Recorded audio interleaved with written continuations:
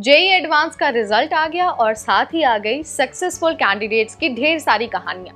आपने बहुत सारे कैंडिडेट्स की जो स्टोरीज हैं, जो उनका स्ट्रगल है, उसके बारे में जान लिया होगा। लेकिन रैंक 1 और रैंक 2 की जो कहानी है ना, वो थोड़ी सी बाकी बच्चों से अलग है और बहुत ज़्यादा इंटरेस्टिंग है। सो जो रैंक 1 है वो है वेद लाहोटी। उन्हें इस बार 360 में से 355 अंक मिले हैं। और जो रैंक 2 है वो है आदित्य। उन्हें इस बार 360 में से 346 अंक मिले हैं।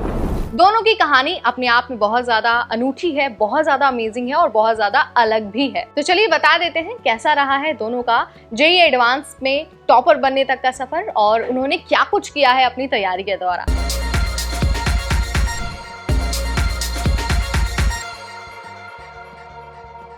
हाय एवरीबॉडी, मैं हूं नेहा आपके साथ और जेईई एडवांस के रैंक 1 और रैंक 2 की अमेजिंग सी स्टोरी लेकर हम आपके सामने हाजिर हो गए।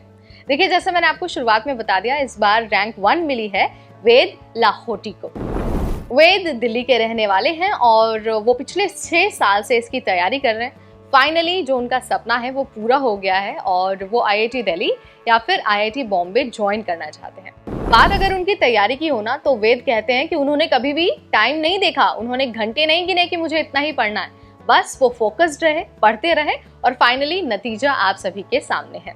उनका ये भी मानना है कि बच्चों को कभी भी ये नहीं सोचना चाहिए, ये प्रेशर नहीं लेना चाहिए कि हमें इतने देर में पढ़ना है, ये खत्म करना है। आपको तब तक पढ़ना है जब तक आपको सेटिस्फेक्शन नहीं होता और तब तक पढ़ना है जब तक कि आप एग्जाम देने के लिए रेडी ना हो जाए। अब आपको कैसे पता चलेगा कि आप एग्जाम देने के लिए रेडी हैं या नहीं? यहाँ पर आपकी मदद करते हैं टेस्ट।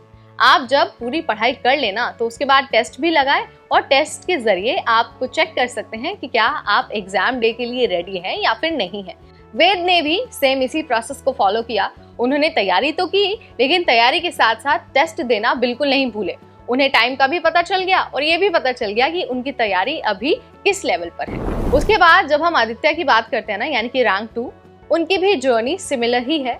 जेईई एडवांस उन्होंने अपने पिछले 4 सालों की तैयारी के बाद क्रैक किया है। आदित्य ने भी इसी स्ट्रैटेजी के साथ अपनी तैयारी की और पिछले 4 सालों की मेहनत के बाद फाइनली उन्हें इस बार रैंक 2 मिल ही गया है।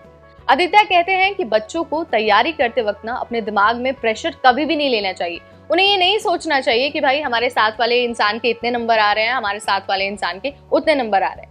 बस आपको अपनी तैयारी पर फोकस करना है, खुद पर भरोसा रखना है और आपको खुद से ये कहना है कि यू आर द बेस्ट। आपको कंपैरिजन बिल्कुल नहीं करना है, क्योंकि अक्सर क्या होता है कि जब हम कंपैरिजन करते हैं ना और हम बहुत ज़्यादा स्ट्रेस लेते हैं नंबर्स का, तो हमारी परफॉर्मेंस ऑटोमेटिकली बहुत ज़्यादा डाउन हो जाती है।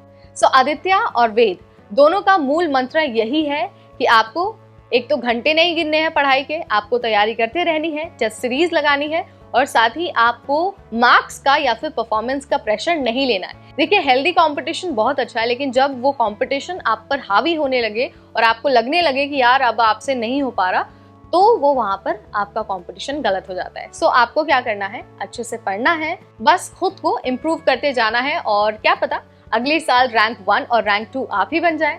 सो ये थी वेद और आदित्य की सक्सेस स्टोरी। उन्होंने बहुत मेहनत से जेईई एडवांस को क्रैक किया। अब वो फाइनली आईआईटी दिल्ली या फिर आईआईटी बॉम्बे जाकर अपना सपना पूरा करेंगे। आप अपनी तैयारी करते रहिए, मेहनत करते रहिए और अगली बार जेईई एडवांस एग्जाम आप जरूर क्रैक करेंगे। और एक और बात, काउंसलिंग शुरू होने वाली है। आप ऑफिशियल वेबसाइट पर जाकर अपना फेवरेट कॉलेज और अपने फेवरेट कोर्स का चुनाव कर सकते हैं। सो कैसी लगी आपको वेद और आदित्य की journey? Let me know in the comment section. अगली बार फिर आएंगे एक नई जानकारी, एक नई वीडियो और एक नई अपडेट के साथ। तब तक मुझे यानी नेहा को दीजिए इजाजत। Stay tuned to NBT tech add.